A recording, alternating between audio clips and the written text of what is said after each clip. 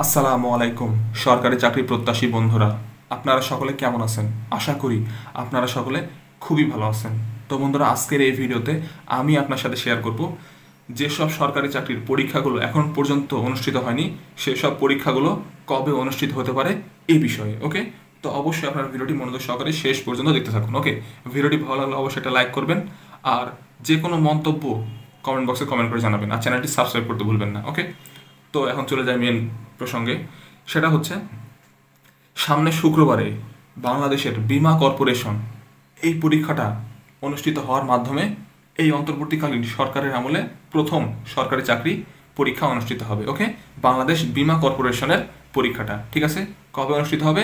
এই সামনে শুক্রবারে। ওকে, এছাড়া আরও যেসব পরীক্ষাগুলো অনুষ্ঠিত হয়নি তার মধ্যে উল্লেখযোগ্য হচ্ছে সমাজসেবা অধিদপ্তরের ইউনিয়ন সমাজকর্মী পরীক্ষা, দ্বিতীয়ত হচ্ছে খাদ্য অধিদপ্তরের যেসব পরীক্ষাটা বাকি আছে, এছাড়া রেলওয়ের পরীক্ষা বাকি আছে। এরকম আরও অনেক বিজ্ঞপ্তি দিয়েছে, আপনারা অ্যাপ্লাইও করেছেন কিন্তু এখন পর্যন্ত পরীক্ষা হয়নি।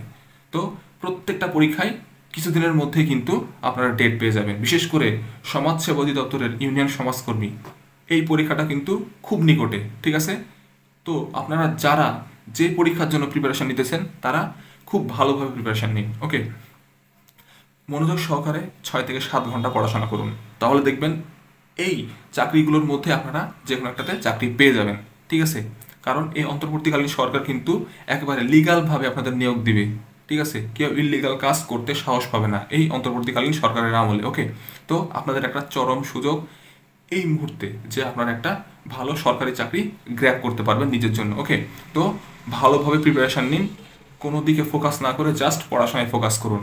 দিনে 6 থেকে 7 ঘন্টা যদি আপনি পড়েন তাহলে দেখবেন এই সমাজসেবা অধিদপ্তরের পরীক্ষা বলেন বা খাদ্য অধিদপ্তরের পরীক্ষা বলেন বা বিমার যে পরীক্ষাটা হবে সেটা বলেন, প্রত্যেকটা পরীক্ষায় আপনারা ভালো করতে পারবেন। জাস্ট 6 থেকে 7 ঘন্টা পড়াশোনা করতে হবে, ঠিক আছে। ওকে, তো এই ছিল মোটামুটি আজকের ভিডিও। আশা করি আপনারা বুঝতে পারলেন যে পরীক্ষাগুলো কবে হতে পারে।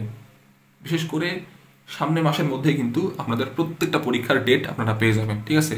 সো যতটুকু সময় আছে আপনারা কাজে লাগান, ঠিক আছে। বিশেষ করে সমাজসেবা অধিদপ্তরের ইউনিয়ন সমাজকর্মী এই পরীক্ষাটায় আপনারা ভালোভাবে দেন, ইনশাল্লাহ এটা একটা ভালো জব, 16তম গ্রেডের একটা জব আপনারা ইনশাল্লাহ পেয়ে যাবেন, ঠিক আছে। এছাড়া খাদ্য অধিদপ্তরের পরীক্ষা বাকি আছে, ওটাও কিন্তু খুব নিকটে, ঠিক আছে।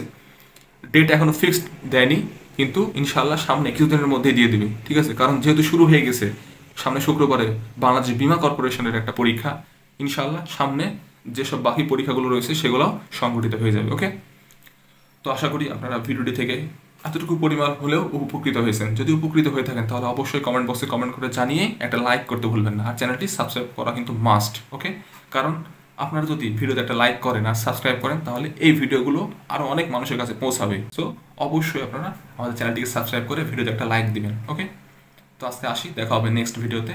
সেই পর্যন্ত ভালো থাকেন, সুস্থ থাকেন। আসসালামু আলাইকুম।